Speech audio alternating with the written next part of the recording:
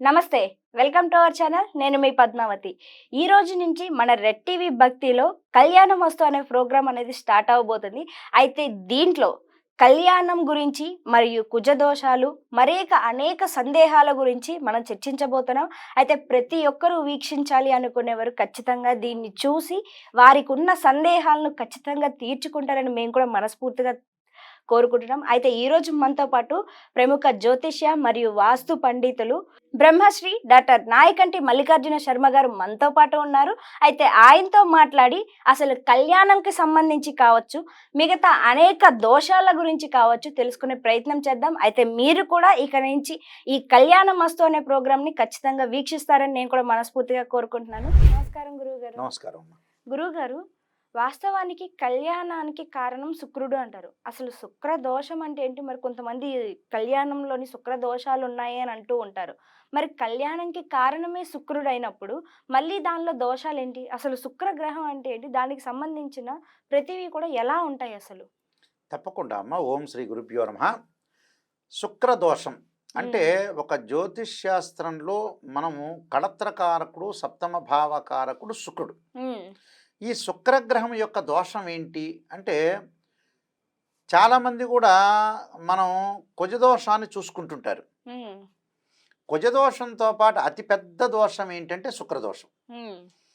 అంటే కుజదోషం అనేది ఏంటంటే చాలా చోట్ల కూడా నానుడుగా అయిపోయింది కుజదోషం అని. కానీ అసలైన గ్రహం ఏమిటి అనేది వీళ్ళు పట్టుకోవట్ల. అంటే ఒక డాక్టర్ దగ్గరికి వెళ్ళిన తర్వాత అన్ని స్కాన్ చేసిన తర్వాత ఎక్కడో రోగం అనేది ఎక్కడో ఉంటుంది, అది డిసీజ్ వేరే చోట ఎత్తుకుతుంటారు. అవును. పాత రోజుల్లో ఒక సామెత ఉంది, ఎక్కడ పోయినాయో అక్కడ వెతుక్కొని మళ్ళీ తెచ్చుకోవాలని. అవును. అక్కడ బాగాలేకపోతే ఇంకో చోట తెచ్చుకోవచ్చు. మనం ఎక్కడ పోగొట్టుకున్నామో అక్కడే సంపాదించుకోవాలని. అక్కడ వీరు లేకపోతే వేరే చోట సంపాదించుకోవచ్చు. అక్కడ గొడవలు పడుతుంటే ఇప్పుడు ఇద్దరు అన్నదమ్ములు గొడవ పడుతుంటారు, అక్కడే పోయిందని వెతుక్కోకూడదుగా. వాడికి దూరంగా ఉంటే వీడు బాగుపడినట్టే. అవును. అది జస్ట్ నానుడుగా చెప్పారు. కానీ వాస్తవంగా ఏంటంటే శుక్రుడు అనేవాడు కళత్రకారకుడు, వివాహకారకుడు.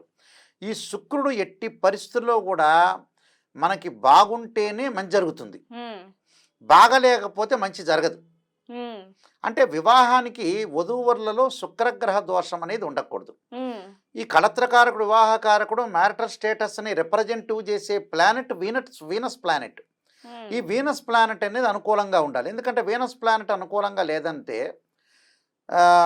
డిఫరెన్స్ ఆఫ్ ఒపీనియన్స్ అంటే వైఫ్ అండ్ హస్బెండ్ మధ్యలో కరెక్ట్గా బాండింగ్ లేకపోవటం, దాని తర్వాత డిస్ప్యూట్స్ అంటే ఏకాభిప్రాయం లేక ఇద్దరి మధ్యలో గొడవలు, తగాదలు, కోర్టు సమస్యలు రావటం ఒకటి. భార్యాభర్తలు ఎంతసేపు మనం మ్యారేజ్ బ్యూరోలో చూసిన కాలానికంటే కూడా ముందుగానే విడిపోతారు వాళ్ళు.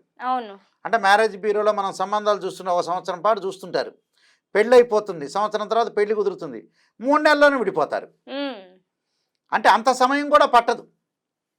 అందువల్ల ఇక్కడ శుక్రగ్రహ దోషము అనేది ఉండకూడదు. అంటే శుక్రగ్రహ దోషం ఉంది అని అంటే జాతకంలో వాళ్ళకి ప్రాబ్లమ్స్ వచ్చే అవకాశం ఉంటుంది. మరి ఎలా చూడాలి దాన్ని అంటే ఒక జాతకంలో 6, 8, 12 స్థానాల్లో శుక్రదోషం అనేది ఉండకూడదు. 6వ స్థానంలో శుక్రుడు ఉండకూడదు, 8వ స్థానంలో శుక్రుడు ఉండకూడదు, 12వ స్థానంలో శుక్రుడు ఉండకూడదు.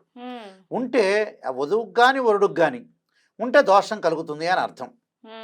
6వ స్థానంలో శుక్రుడు ఉంటే ఏమవుతుందంటే భర్త శత్రువు అవుతాడని అర్థం, లేకపోతే భార్య శత్రువు అవుతుంది అని అర్థం. 6వ స్థానం ఎందుకంటే శత్రుస్థానం అని అర్థం. 6వ స్థానంలో శుక్రదోషం ఉండకూడదు. 8వ స్థానంలో శుక్రుడు ఉన్నాడు అనుకోండి, భార్యాభర్తల్లో ఇద్దరి మధ్యలో కూడా ఇద్దరికి కూడా ఆరోగ్యపరంగా నష్టాలు జరుగుతాయని అర్థం. అంటే కొంత లైఫ్ స్పాన్ అనేది కొంత ప్రాబ్లం అవుతుంది అని అర్థం. అంటే ఒకవేళ శుక్రగ్రహం అనేది 8వ స్థానంలో భర్తకున్నా భార్యకున్నా కూడా భర్తకుంటే ఇక్కడ భార్య నష్టమని, భార్యకుంటే భర్త నష్టం అని జరుగుతుంది. నష్టం అంటే ఏంటంటే ఆరోగ్యపరంగా ఇబ్బందులు కలిగే అవకాశాలు ఎక్కువ ఉంటాయి. అలానే 12వ స్థానంలో శుక్రుడు ఉన్నాడు అనుకోండి, దాంపత్య సుఖం ఉండదు, దంపతులు ఇద్దరు కూడా ఏకాభిప్రాయం ఉండదు, ప్రేమ అనేది ఉండదు. మన శుక్ర కణాలు అంటారు చూసారా, అంటే ఇద్దరి మధ్యలో అటాచ్మెంట్ అనేది ఉండదు అని అర్థం. అంటే అటాచ్మెంట్ అంటే ఏంటంటే అండి, భగవంతుడి యొక్క సృష్టి క్రమంలో భగవంతుడు ఒక అమ్మాయిని అబ్బాయిని సృష్టించిన తర్వాత ఏమిటంటే ఇంటర్ కోర్స్లో పాల్గొనటానికి ఏంటంటే దానికి కారణం ఏమిటి అంటే నిజం చెప్పాలంటే సంతానం. ఉమ్, సంతానం కలగటానికే ఆ సెక్స్ రిలేషన్ పెట్టింది యాక్చువల్గా అయితే. అవును. ఎందుకంటే దాంపత్యంలో పిల్లలు కలగాలి, సంతానం సంపత్ప్రదం అన్నారు. సంతానం కలగాలంటే ఏమిటి? ఇద్దరు కూడా అన్యోన్య దాంపత్యం అనేది ఉండాలి. అప్పుడు నెక్స్ట్ జనరేషన్ ఉన్నట్టు. ఉమ్, ఆ సంతానాన్ని చూసే వీళ్ళు మురిసిపోతారని అర్థం. అవును. అర్థమైందా? అవును. చిన్న పిల్లలు దోగాడుతుంటుంటే తన వంశం అనేది ఒకటి నిలబడుతూ ఉంటే ఆ పిల్లల్ని చిన్న చిన్న పిల్లల్ని చూస్తుంటే అమ్మ వధువు కానీ వరుడు కానీ అంటే ఈ తండ్రి కానీ తల్లి కానీ చూస్తే జీవితం అనేది ధన్యమైపోయినట్టు. ఉమ్, ఒక స్త్రీమూర్తికి సంతానం కలిగితే 100% ఆమెకి కంప్లీట్ ఉమెన్ అయినట్టు.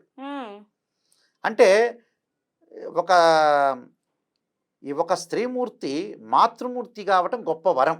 ఉమ్, చిన్నప్పుడు తల్లిదండ్రుల దగ్గర ఉంటుంది, ఉమ్, తర్వాత భర్త యొక్క సపోర్ట్తో ఉంటారు, అవును. తర్వాత వచ్చేటప్పటికి ఆమె కాళ్ళ మీద ఆమె నిలబడుతుంది, మళ్ళీ సంతానం కలుగుతుంది, సంతానంలో మళ్ళీ పిల్లలు అండగా ఉంటారు. ఉమ్, ఒక స్త్రీమూర్తికే కాదు, మళ్ళీ మనవాళ్ళు పాపం స్త్రీమూర్తి గురించి అనుకునేరు. మగవాడికైనా తండ్రి అండ ఉండాలి, కొడుకు అండ ఉండాలి, భార్య ఉండాలి, అందరూ కూడా అండదండలో ఉండాలి అక్కడ. అంటే ఇక్కడ ఏదైనా సరే ఇక్కడ శుక్రదోషం అనేది ఉండకూడదు. శుక్రదోషం ఉండటం వల్ల ఇద్దరి మధ్యలో ప్రేమ అనేది పుట్టదు. ఉమ్, ఆ ప్రేమ అనేది ఏంటంటే డబ్బు పెట్టి కొనుక్కునే వస్తువు కాదుగా, అవినాభావ సంబంధం అనేది ఇద్దరికి ఉండాలి. అందువల్ల 12వ స్థానంలో శుక్రదోషం అనేది ఉండకూడదు. అంటే 6, 8, 12 స్థానాలు శుక్రదోషం ఉండకపోవటం అనేది చాలా మంచిది. ఒకవేళ ఉంది గురువు గారంటే కొద్ది దోషం లాగానే ఇక్కడ 6, 8, 12 స్థానాల్లో శుక్రదోషం అబ్బాయికి ఉంటే అమ్మాయికి కూడా ఉంటే -++ అవుతుంది ఓకే. కొద్ది దోషంలానే. ఉమ్, అందువల్ల ఇక్కడ శుక్రదోషం ఉందా లేదా అనేది మనం చూసుకోవాలి. ఇక్కడ కొంతమందికి ఉంటుంది, కొంతమందికి లేరు. ఒకవేళ అబ్బాయికి ఉండి అమ్మాయికి లేదనుకుందాం కాసేపు, ఉమ్, వీళ్ళు శుక్రదోషాన్ని పరిహారం చేసుకొని వివాహం చేసుకోవచ్చు. ఉహుహు, అంటే మిగతావన్నీ కలుస్తే, ఓకే. అంటే గ్రహమైత్రి, రాశి పొంతన, రజ్జు దోషాలు ఇవన్నీ కలుస్తే చేసుకోవచ్చు.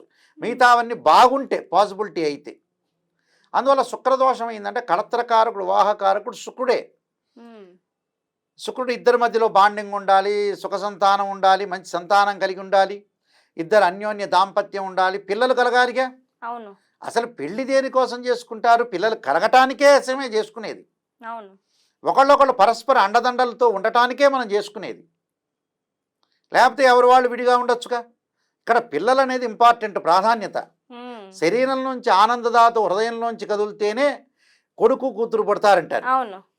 అంటే ఆ పిల్లల్ని చూసే మనం మురిసిపోతామని అర్థం. ఉమ్, నెక్స్ట్ జనరేషన్ ఏంది? పిల్లలే చాలా ఇంపార్టెంట్ ఇక్కడ. లేకపోతే ఎందుకు ఈ డబ్బు సంపాదించడం ఎందుకు, ఈ సాఫ్ట్వేర్ జాబులు చేయటం ఎందుకు?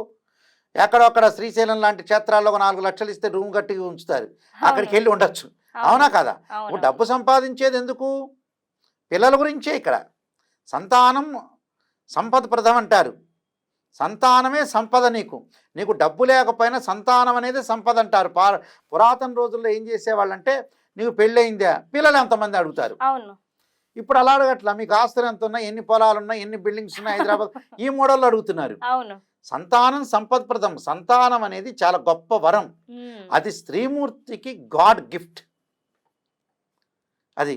అందువల్ల ఆ స్త్రీ ఇక్కడ పరిపూర్ణమైన ఉమెన్. ఉమ్, అందువల్ల ఆ సంతానం అనేది చాలా గొప్ప వరం. అంటే ఒక స్త్రీ దేవతలాగా సమానం నిజం చెప్పాలంటే ఇక్కడ. అందువల్ల ఒక మనిషి జన్మ ఇవ్వటం అనేది చాలా అరుదు. భగవంతుడి తర్వాత స్త్రీమూర్తి ఇచ్చేది నిజం చెప్పాలంటే. ఉమ్, అలాగా సంతానం కలగాలి అని అంటే వీళ్ళిద్దరి మధ్యలో అన్యోన్య దాంపత్యం ఉండాలి. భర్త ఆయుష్ కారకుడై ఉండాలి, భార్య కూడా ఆయుష్ కారకుడై ఉండాలి, ఆయుష్ కారకురాలై ఉండాలి. లైఫ్ స్పాన్ అనేది బాగుండాలి. ఇద్దరు శత్రువులు కాకూడదు. 6వ స్థానం ఉంటే ఇద్దరు శత్రువులు అయ్యారనుకోండి, ఉమ్, భార్యాభర్తల అన్యోన్య దాంపత్యం దెబ్బతింటుంది. ఉహుహు, 8వ స్థానంలో శుక్రుడు ఉన్నాడు అనుకోండి, ఎవరొకళ్ళు ఆరోగ్యం బాగుండదు, అంటే రోగగ్రస్తులు అవుతారని అర్థం. అవును. రోగగ్రస్తులు అయితే దాంపత్య సుఖం అనేది ఉండదు. ఉమ్, 12వ స్థానంలో శుక్రుడు ఉన్నాడు అనుకోండి, ఇద్దరికి సంతానం అనేది ప్రేమ లేకపోతే సంతానం కలగదు. ఉమ్, అల్టిమేట్ చివరికి సంతానం. ఉమ్, అలాగా ఇక్కడ ప్రపంచంలో ఏమిటంటే అండి, గ్రహదోషం అనేది ఉండకూడదు. గ్రహదోషం ఉండకూడదు. జీవితంలో సరైన సమయంలో పెళ్లి కావాలి. శుక్రుడు కూడా సరిగా లేకపోతే సరైన సమయంలో వివాహం కాదు. లేటుగా వివాహం అయిన తర్వాత సంతానం కలగకపోతే ఎందుకు పెళ్లి చేసుకోవడం? అవును. అది కూడా నిష్ప్రయోజనమేగా. అవును. ఇక మధ్యకాలంలో 35కి 45కి వివాహం చేసుకుంటున్నారు. వాళ్ళ పిల్లల్ని వాళ్ళ మనవరాళ్ళని కూడా చూసుకోలేని దౌర్భాగ్య స్థితి ఏర్పడింది ఇప్పుడు. అవును. ఎప్పుడూ కూడా 22 దగ్గర నుంచి 30 లోపల లేకపోతే 28 లోపల చేసుకోవాలి. ఆ మగవాడికి 50 ఏళ్ళు వచ్చిందంటే 25 ఏళ్ల కొడుకు ఉండాలి. హుహు. అది క్యాలిక్యులేషన్. పాత రోజులు అలానే ఉండేది హ్మ్. క్యాలిక్యులేషన్. అంటే చూసుకోవాలిగా నువ్వు. వాడి ఆలనా పాలన చూసుకోవాలి. ఇంకా అవన్నీ చూసుకోకుండా ఏదో జాబ్ చేసి డబ్బులు సంపాదించి ఏం ప్రయోజనం? నిజంగా గురుగారు. ఆ మీరు డబ్బులు చెప్పింది. పిల్లల్ని చూసుకొని వాళ్ళ పెళ్ళిళ్ళు చూసుకోకపోతే నెక్స్ట్ ఇంక ఏం లేనట్టే అర్థం. హ్మ్. ఆ! ఆహ్, దానిలో మొన్న ఈ మధ్యన 'జబర్దస్త్‌లో' చమక్ చంద్ర ఉన్నాడు కదా! హ్మ్. ఆయన ఏదో ఒకటి చెప్పాడు ఇలా. ఇలా పుట్టేటప్పుడు మూసుకుంటావని. అంటే ఏదో సాధించాలని. హ్మ్. చనిపోయేటప్పుడు ఇలా వదులుతారట. హ్మ్. సాధించలేకపోయావని. అవును. అలాగా మనం జీవితంలో ఎప్పుడూ కూడా జీవితాన్ని మనం సరిదిద్దుకోవాలంటే ఖచ్చితంగా సరైన సమయంలో పెళ్లి కావాలి. హ్మ్. సరిగా భార్యాభర్తలు బాగుండాలి. మంచి సంతానాన్ని ఏర్పరచాలి. ఆ సంతానాన్ని కూడా మంచి విద్యాబుద్ధులు నేర్పించాలి. సంఘంలో కూడా వాళ్ళకు కూడా కీర్తి ప్రతిష్టలు వస్తే అప్పుడు జీవితం అనేది 100% మార్కులు పడినట్టు. హ్మ్. అదమ్మా. నిజంగా గురువుగారు. మీరు చెప్తుంది అక్షర సత్యం. ఎందుకంటే ప్రతి ఒక్కరు కూడా ఈ పద్ధతి అనేది పాటించడం వల్ల చక్కగా ఉంటారు జీవితంలో కూడా సుఖ సంతోషాలతోని. నిజంగా గురుగారు ఇంతటి చక్కటి అద్భుతమైన సమాచారాన్ని మా కోసం మరియు మన రెక్ టీవీ భక్తి ప్రేక్షకుల కోసం అందించినందుకు ధన్యవాదాలు గురువుగారు. నమస్కారం.